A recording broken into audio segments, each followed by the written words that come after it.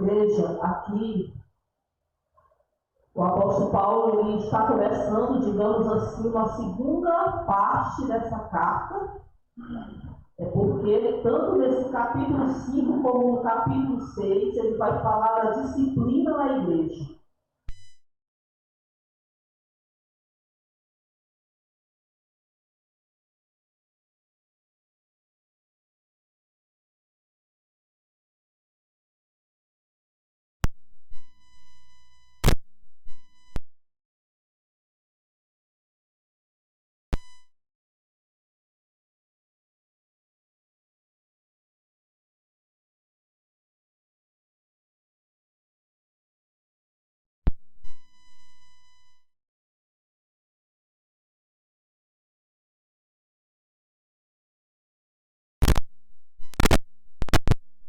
Então, o apóstolo Paulo ele vai falar da evidente falta de disciplina na igreja de Corinto. Ele vai deixar isso bem claro nesse capítulo 5, onde ele está falando aqui de um pecado, e também no capítulo 6, onde pelo menos mais dois problemas vão ser abordados no seio da igreja.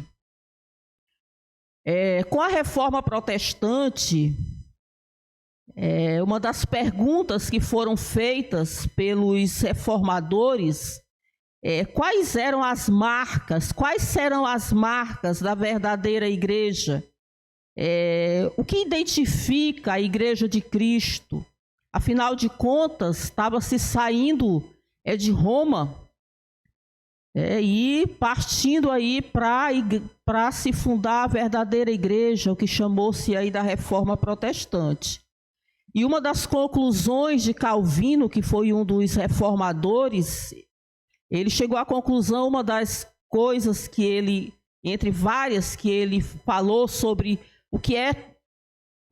quais são as marcas que a igreja de Cristo deve ter, ele disse que seria a pregação fiel da palavra e também o exercício da disciplina na igreja, nessa igreja. Quando nós olhamos para esse capítulo 5, vocês viram que ele é um tanto quanto pesado. A gente observa dois problemas na igreja. Primeiro, a questão do pecado, aonde ele conclui aí no versículo 1, isto é, haver quem se atreva a possuir a mulher do seu próprio pai. Então, estava acontecendo um caso de incesto na igreja, onde o relacionamento entre, pode ser pessoas sanguíneas ou da mesma família, ou no caso aqui era um filho com a madrasta, com a mulher do pai, com a esposa do pai.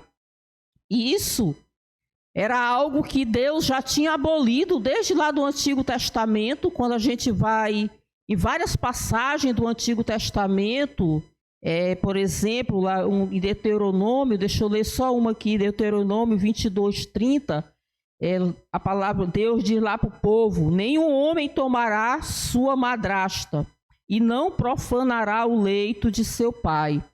Então isso já era uma coisa abominável desde lá da lei, veio se seguindo. E o que era algo mais grave, o apóstolo Paulo ele começa dizendo: olha, geralmente se ouve, é o que está aqui na minha Bíblia, geralmente se ouve que há entre vós.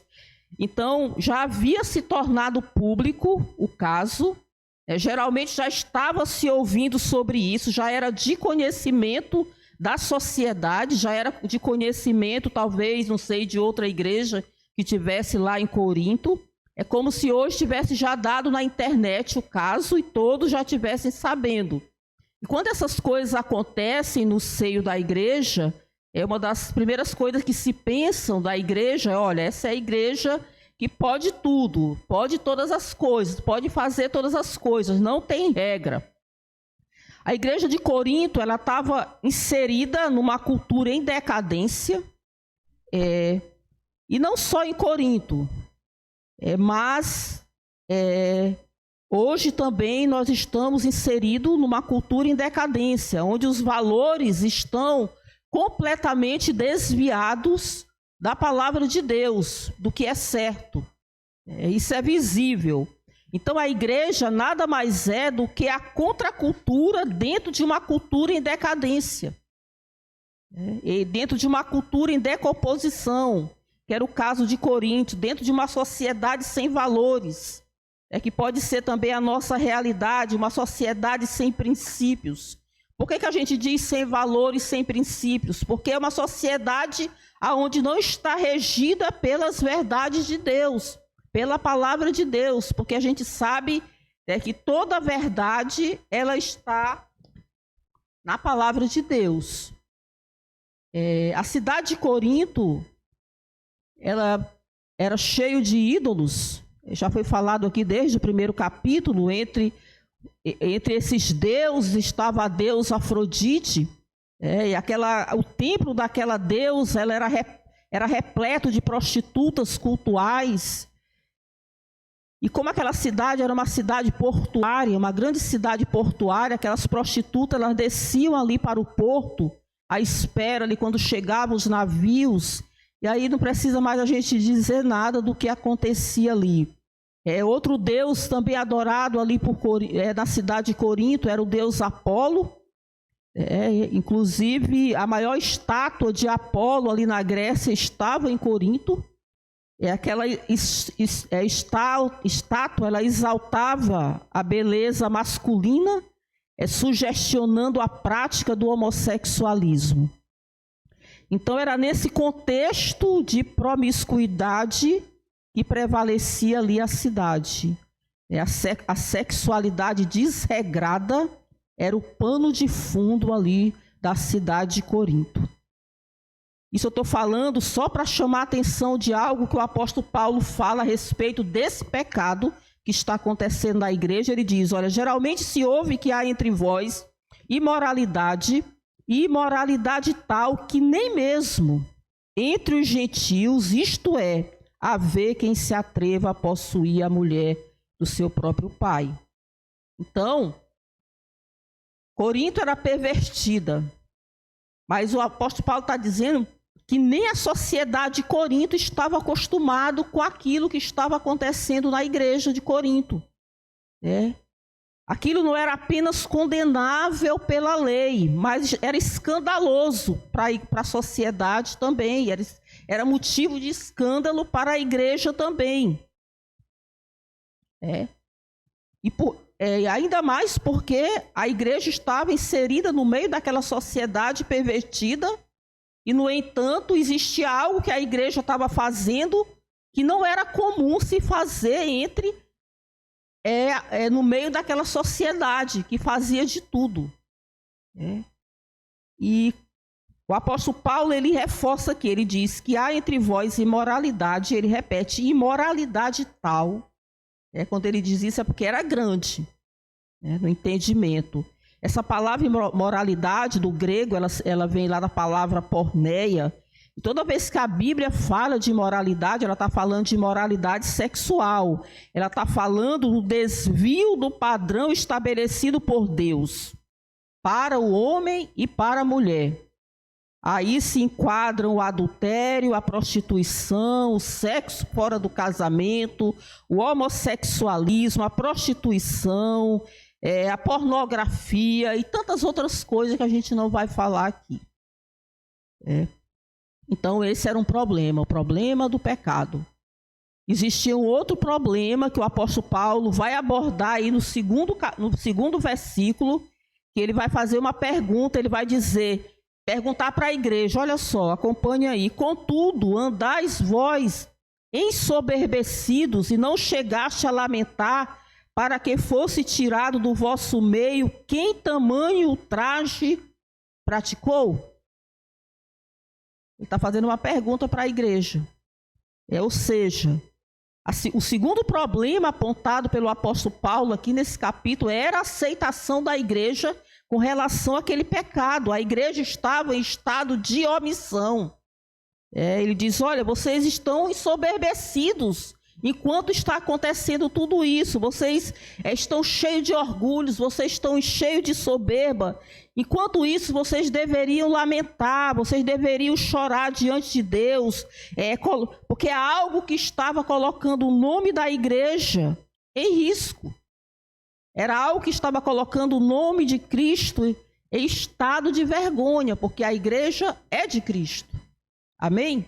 A igreja foi comprada por Cristo, com o seu precioso sangue. Não foi com ouro, não foi com prata, não foi com coisas corruptíveis, mas foi pelo sangue dele derramado. Cada gota ali foi por nós, pela igreja de Cristo. Então não havia tristeza ali na igreja de Corinto. Faltava quebrantamento, faltava lamentação do corpo, porque a igreja é o corpo. Faltava a confissão do pecado ali da igreja. E a gente falou que de uma das características apontadas pela reforma protestante para o que seria a igreja, as marcas da igreja de Cristo. A gente aqui abriu falando sobre isso, mas outra característica essencial da igreja de Cristo é a santidade. Amém? É a santidade, porque o nosso corpo, meu corpo, seu corpo, nós somos templos de Deus. Olha só, em nós habita o Espírito Santo de Deus, e Deus diz que ele é santo. Quando Isaías viu ali, no capítulo 6 de Isaías, que ele contemplou a glória de Deus, os anjos, ele viu os anjos, querubins lá no céu, cantando em alta voz: Santo, Santo, Santo é o Senhor dos exércitos. E o apóstolo Pedro, acho que é em 1 Pedro 1,16, ele vai dizer, como está escrito, fazendo uma referência lá Levítico, que Deus já dizia para o povo lá no Antigo Testamento, lá na lei. O apóstolo Pedro vai repetir isso aí em 1 Pedro 1,16, quando ele diz: sede santos, porque eu sou santo. Então, a igreja de Corinto era uma igreja marcada pela variedade de dons. Aquela igreja, ela tinha vários dons. Inclusive, o apóstolo Paulo, mais na frente, aqui nessa carta, ele vai falar sobre isso. Inclusive, ele vai dar um alerta sobre a importância dos dons e como esses dons devem ser usados, que não seriam de qualquer jeito. Vai falar sobre os dons de línguas, inclusive. Então, a igreja, por ela ser essa igreja marcada pela variedade de dons, talvez ela achasse que isso, que era uma igreja espiritual, ela achasse que o que estava acontecendo não era grave. Por quê? Porque havia as manifestações espirituais. Então, talvez a igreja pensasse, olha, se fosse grave, não estaria acontecendo as manifestações espirituais, as pessoas não estariam falando em mistérios, não estava havendo cura na igreja, não estava havendo outras coisas, talvez um sapateado ali, um sapateado acolá. Então a igreja estava achando que por conta disso estava correto. Mas era uma concepção errada da igreja. Isso era o sintoma da carnalidade, da imaturidade da igreja de Corinto, algo que o apóstolo Paulo já tinha apontado lá no início dessa carta. Já tinha denunciado. Quando ele abre a carta, ele diz: olha, eu gostaria de ter falado com vocês como espirituais, mas eu estou falando como carnais, a homens carnais, a uma igreja carnal, porque vocês são imaturos. Vocês ainda estão sendo alimentados com leite, não estão alimentados ainda na verdadeira palavra. Vocês não cresceram, vocês não avançaram no conhecimento. Esse era o principal problema da igreja. Era bem aí que nascia o problema da igreja. Então, a igreja, assim, ela inverte os valores. Quer um exemplo? A igreja, por exemplo, de Corinto, ela estava dividida. Estava faccionada, quando não deveria estar. A gente viu isso mais lá atrás como um dos problemas, quem está acompanhando. Uns diziam que era de Paulo, outros diziam que era de Apolo, outros diziam que era de Cefas, outros diziam que era de Cristo. Então aquela igreja estava dividida, faccionada, cheia de grupos. No entanto, aquela igreja ela estava unida na aceitação aberta do pecado. Como explicar isso? Só tem uma resposta: é uma igreja imatura. Estava problemática. Era uma igreja dividida. É preciso o apóstolo Paulo aqui, nessa carta aqui, ele vai colocar as coisas no eixo, vai dizer: ei, para. Vamos entrar no nível certo, naquilo que Cristo quer para a sua igreja. Então, tanto faz a igreja de Corinto, como a igreja contemporânea dos nossos dias, a igreja moderna, os princípios são os mesmos. A igreja não pode ser adaptável aos valores da sociedade.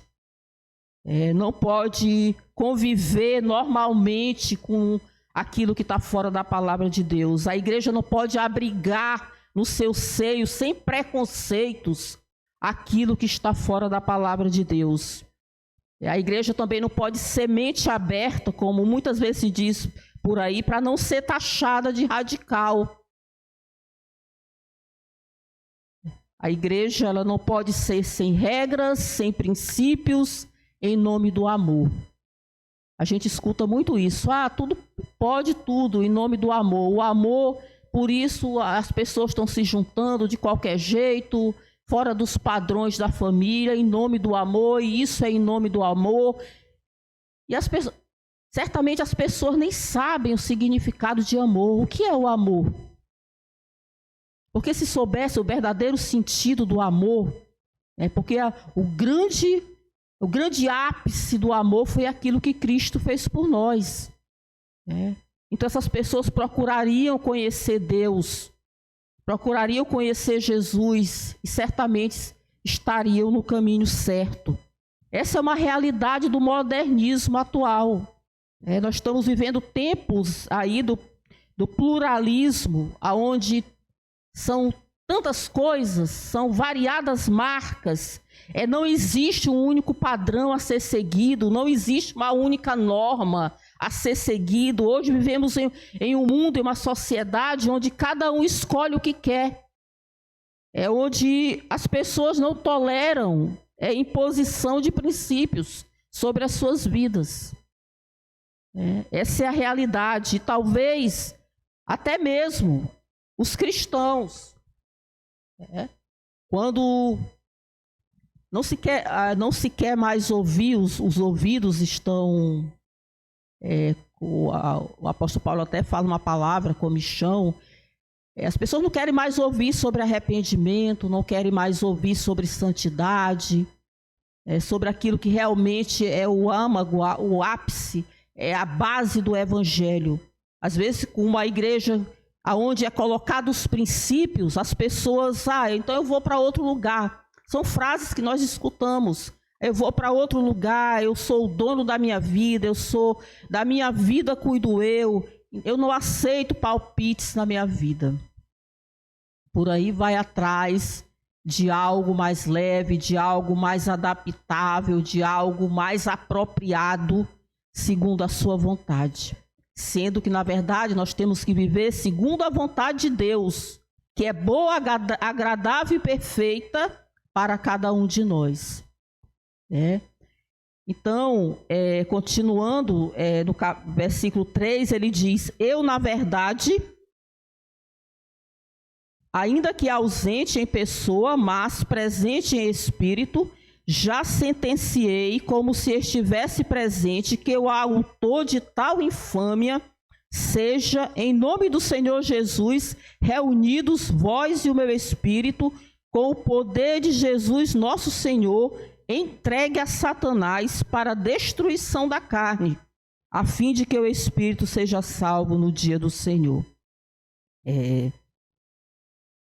Eu gostaria de ler o versículo 9, que diz assim: já em carta vos escrevi que não vos associassem com os impuros. E a segunda parte do último versículo 13, que diz assim: expulsai, pois, de entre vós o malfeitor. Houve uma primeira carta, o apóstolo Paulo fala dessa carta aqui no versículo 9, Houve uma primeiríssima carta escrita aos Coríntios.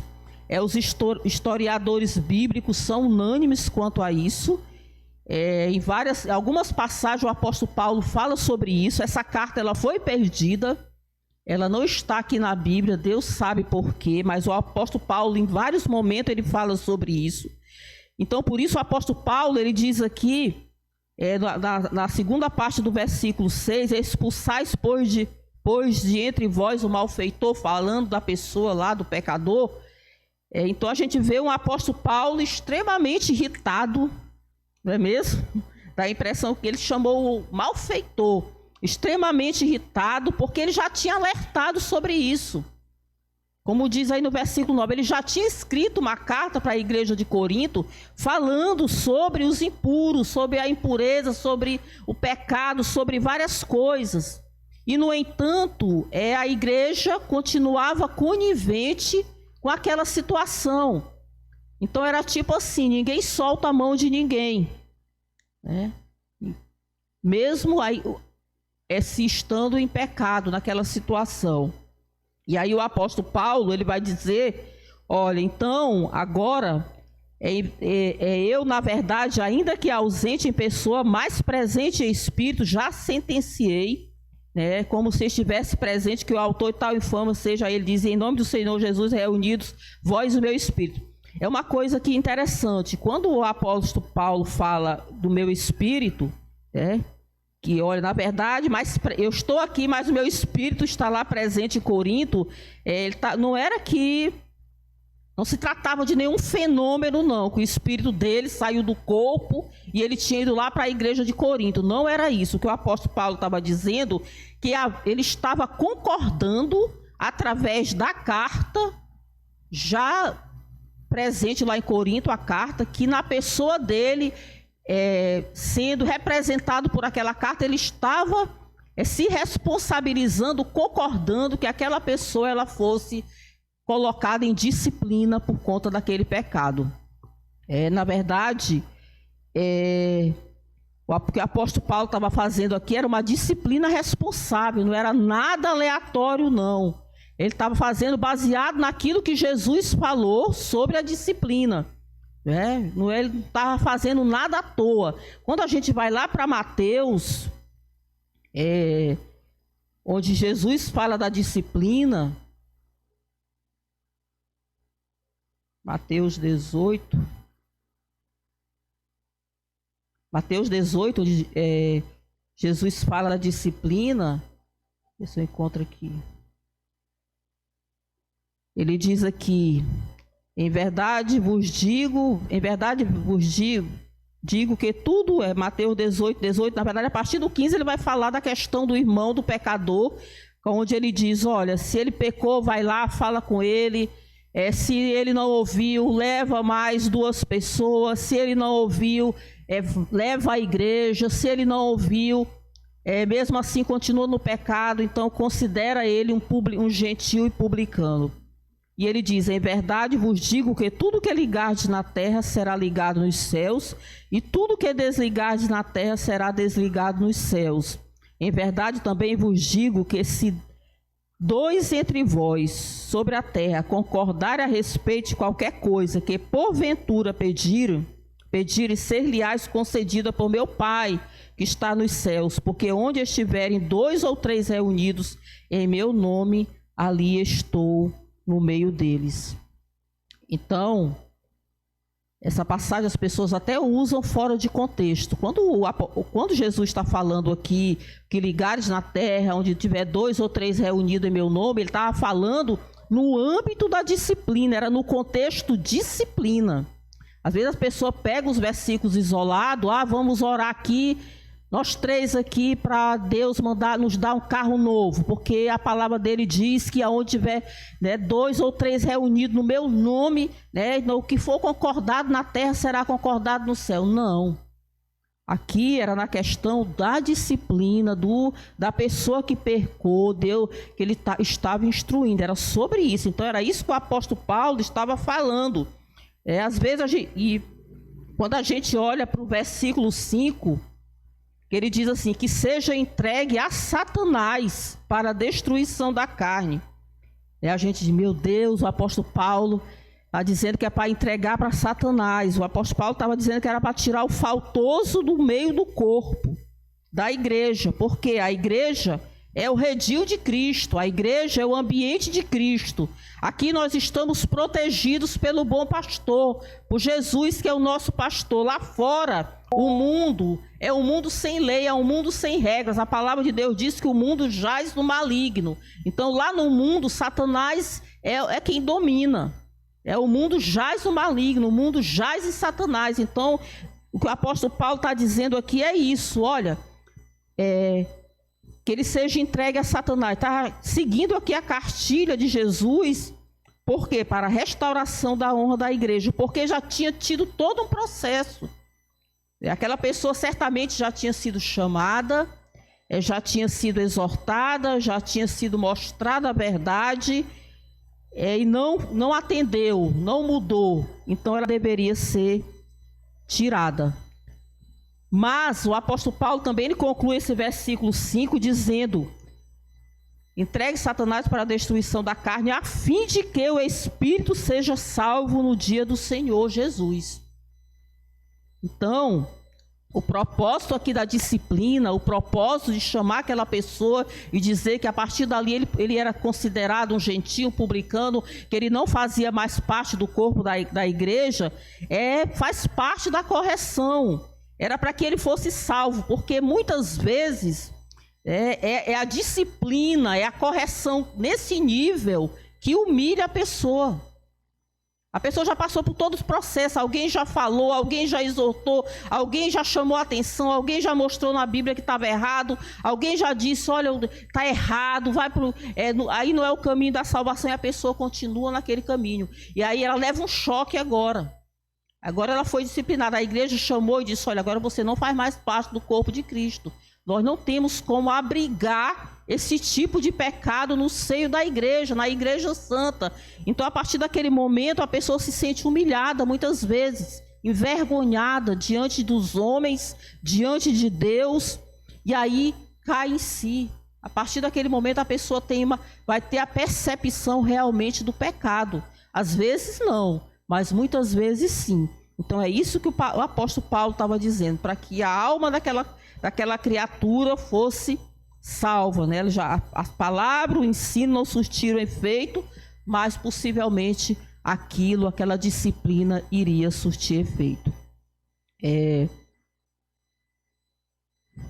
O apóstolo Paulo continua aqui no versículo 6, vamos ler do 6 ao 8, ele diz: não é boa a vossa jactância, não é boa a vossa arrogância, não é bom o vosso orgulho, é o que significa essa palavra. Na minha Bíblia aqui tem jactância, mas na de vocês pode ter outra palavra. Não é boa a vossa jactância, não sabeis que um pouco de fermento leveda a massa toda? Lançai fora o velho fermento, para que sejais nova massa, como sois de fato sem fermento. Pois também Cristo, nosso Cordeiro Pascal, foi imolado. Por isso celebremos a festa, não com o velho fermento, nem com o fermento da maldade e da malícia, e sim com os asmos da sinceridade e da verdade. O apóstolo Paulo está comparando aqui o fermento com o pecado. Ele está dizendo, olha, tirai fora o velho fermento, as velhas práticas, porque essa massa levedada, contaminada pelo fermento, ela é um risco, porque ela vai penetrando na massa, vai penetrando no corpo, vai se enraizando, vai infiltrando, vai contaminando. Ele diz, lançai fora o velho fermento, as antigas práticas, os antigos pensamentos, o antigo caráter, porque agora vós sois agora nós somos nova criatura, agora nós temos uma nova identidade, agora nós somos filhos de Deus, nós somos corpo de Cristo, agora nós temos um novo testemunho, não é mesmo, Val? Agora nós temos um novo testemunho, nós somos luz do mundo, sal da terra, discípulo de Cristo, Então nós temos que seguir o nosso mestre, olhar para o nosso mestre. Jesus é o nosso norte, Nós caminhamos para chegar à perfeição dele. Talvez não nessa terra, mas a nossa meta é essa. É o que o apóstolo Paulo diz. E aqui o apóstolo Paulo está comparando a vida cristã à Páscoa. Quando ele diz, no versículo 8, por isso celebremos a festa não com velho fermento, nem com o fermento da maldade e da malícia, e sim com os asmos da sinceridade e da verdade. Na verdade, quando Deus estabeleceu a primeira Páscoa, que foi lá na saída do povo do Egito, uma noite antes da saída do povo do Egito, Jesus disse que eles deviam pintar as portas, e aí ele estabeleceu ali a primeira Páscoa, e aí ele disse que os pães que iam ser consumidos, eles não deveriam ter fermento, deveriam ser pães asmos, normais, sem o fermento. Deus sempre falou isso, ele continuou falando durante toda a trajetória do povo no deserto. Toda a Páscoa que era celebrada, o pão ele não tinha fermento. E versículo 9 nós já lemos, mas vamos ler de novo. Ele diz: já em carta vos escrevi que não vos associeis com os impuros. Refiro-me com isto não propriamente aos impuros deste mundo, ou aos avarentos, ou roubadores, ou idólatras, pois neste caso terias que sair do mundo. Mas agora vos escrevo que não vos associeis com alguém que, dizendo-se irmão, for impuro, ou avarento, ou idólatra, ou maldizente, ou beberrão, ou roubador. Com esse tal, nem ainda com mais. Pois com que direito haveria eu de julgar os de fora? Não julgais vós os de dentro? Os de fora, porém, Deus os julgará. Então, o apóstolo Paulo aqui está reforçando o que ele já tinha falado na primeira carta, que a igreja não deveria fazer associação com os impuros. E ele faz uma grave observação aqui. Ele diz que esses impuros não seriam os impuros do mundo, mas os impuros de dentro da igreja. Ele diz, olha, com esses aí nem sequer comais. Possivelmente ele estava falando da ceia. Antigamente a igreja celebrava a ceia com um grande banquete. Era o que se chamava de festa ágape, festa do amor. Então, onde era servido o pão, servido o vinho, mas era também uma festa, era um almoço, era uma festança. Inclusive o apóstolo Paulo vai falar disso mais lá na frente, fazer um alerta para a igreja de Corinto sobre isso. Ele vai chamar a atenção que alguns iam na frente, comiam, se empanturravam e deixavam os outros sem comida. Então, ao longo da história, isso foi alterado na igreja. Hoje a Santa Ceia, na maioria da igreja, é aquilo que nós vemos aqui na nossa igreja, aquele momento ali onde é servido o vinho, servido o pão. Mas alguns têm até o entendimento que quando o apóstolo Paulo diz, nem ainda com esse comais, que não se refere somente à ceia, se refere também ao almoço lá na casa do outro, essas fora da igreja. Mas cada um com o seu entendimento. Pode ser. E aí, finalizando, quando a gente olha para a realidade da igreja de Corinto, a gente pode até ficamos meio que horrorizados, não é mesmo? Mas uma coisa que a gente precisa também ter na nossa vida como meta é saber que nós não estamos imunes ao pecado, por conta da nossa natureza pecaminosa. Se a gente andar mais um pouco aqui nessa carta, 1 Coríntios 10, 11, vai ser falado sobre isso, mas o apóstolo diz assim, olha só, 1 Coríntios 10, 11, 10, 12. Ele diz assim, aquele, pois, que pensa estar em pé, veja que não caia. É uma das observações. Em Romanos, uma carta que nós já estudamos, Romanos 7, só alguns versículos para a gente ficar atento. Romanos 7, 19 ao 20, o apóstolo Paulo, a partir do 18, ele diz, Porque eu sei que em mim, isto é, na minha carne, não habita bem nenhum, pois o querer o bem está em mim, não porém o efetuá-lo. Porque não faço o bem que prefiro, mas o mal que não quero, esse faço. Mas se eu faço o que não quero, já não sou eu quem o faz, e sim o pecado que habita em mim. E o próprio Jesus falou lá no Getsêmani, quando encontrou os discípulos dormindo, ele diz: vigiai e orai, para que não entreis em tentação. Então sempre há o risco da tentação em quaisquer áreas da vida.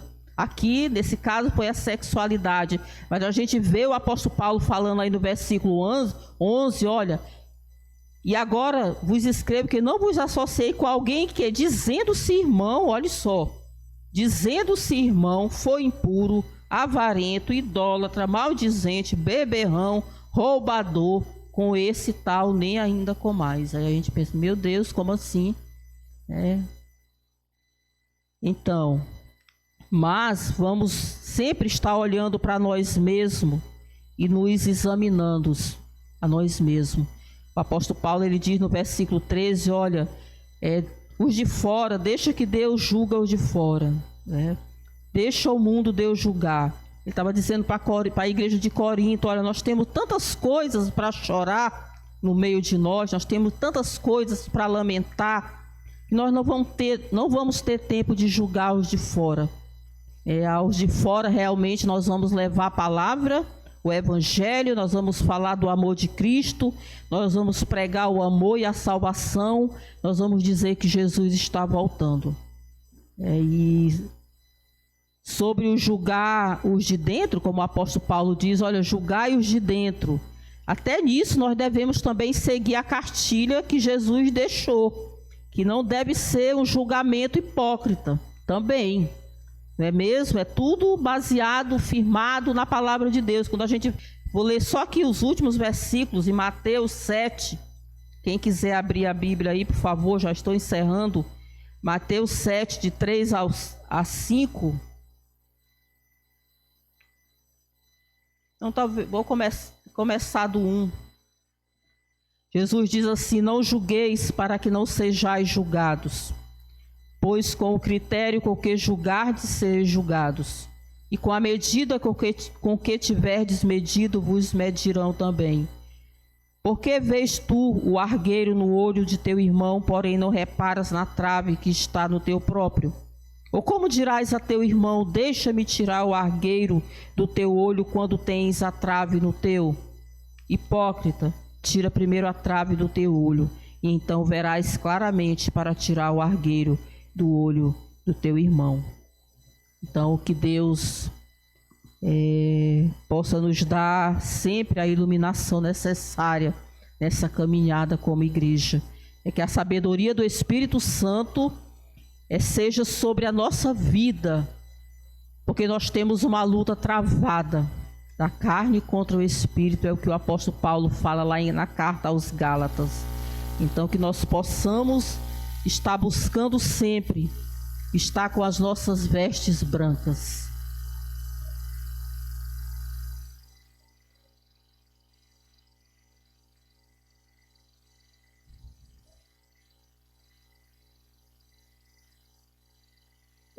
Foi o que eu falei, né? Alguns entendedores diziam que era no âmbito da ceia da igreja. Uma parcela dos teólogos acha que realmente está estendido também fora da igreja.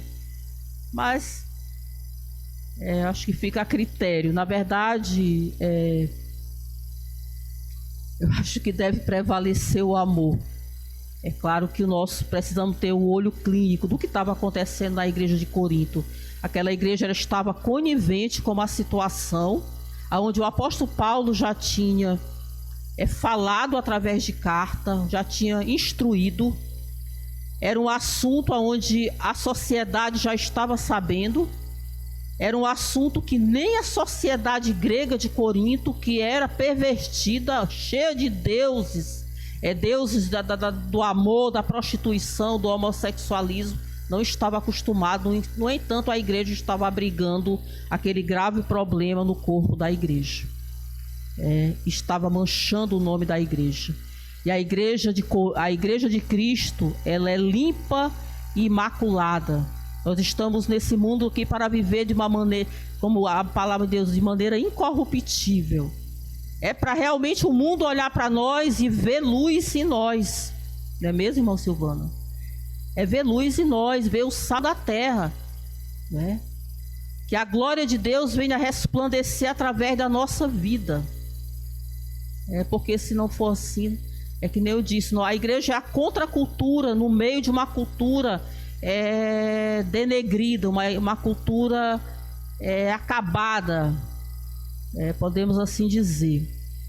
E quando se trata dessa questão aqui sexual, de família, a gente está vivendo uma sociedade que está podre. Eu não sei o que será da nossa geração, das crianças que estão começando a vida, né?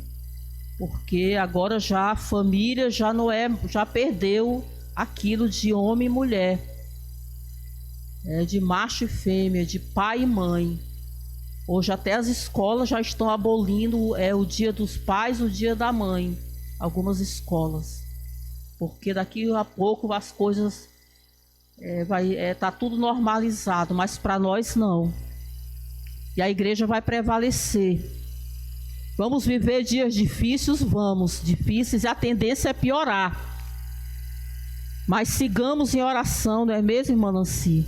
Sigamos em oração, porque nós temos um Deus, a igreja é de Cristo. A igreja é do Deus Todo-Poderoso, daquele que criou todas as coisas, o Senhor do universo. E ele diz que ele está com a igreja dele, e com esta igreja as portas do inferno não prevalecerão. Então que nós sigamos pelo caminho da verdade. Vamos ser taxados de cafonas, de radicais? Vamos, ou até pior. Mas nós vamos ficar com a verdade. Amém? Então nós estamos encerrando. Vamos ali para o lanche. Eu não sei se tem alguma coisa ali na geladeira de suco, de café, de chá, que eu estou vendo ali mais só o seco. Olha, crianças, vamos ficar atentos para o lanche, porque foi uma coisa que a nossa pastora recomendou. Ainda bem que ela não está aqui hoje. Na próxima terça-feira ela vai estar, né? Para que a gente traga sempre algo, nem que seja um creme crack, nem que seja um suco aí de kisuke, lá de caixinha mesmo, mas vamos trazer, amém? Oremos então. E próximo domingo, atenção, nós estamos de volta com a nossa escola, amém? Já tivemos aí uma largada no domingo passado com a programação das crianças, e foi assim, show, não, Renilda? Muito legal mesmo. E outras programações virão, até para a turma dos adultos, dos jovens, amém? A escola esse ano, 2023, vai bombar, em nome de Jesus, para a honra e glória do nosso Deus. Oremos. Senhor, nós te louvamos. Muito obrigada, meu Deus, por este momento aqui tão especial em que aprendemos da tua palavra. Nós temos convicção.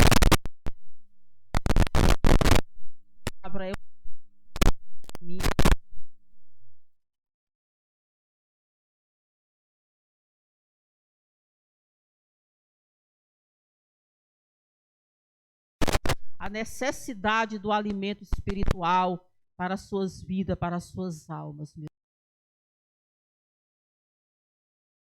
Bastante noite em paz, debaixo da tua proteção, da tua grandiosa mão toda poderosa que nos sustenta e nos guarda em todos os momentos, meu Deus. Muito obrigado, nós te louvamos e te agradecemos em nome de Jesus. Amém.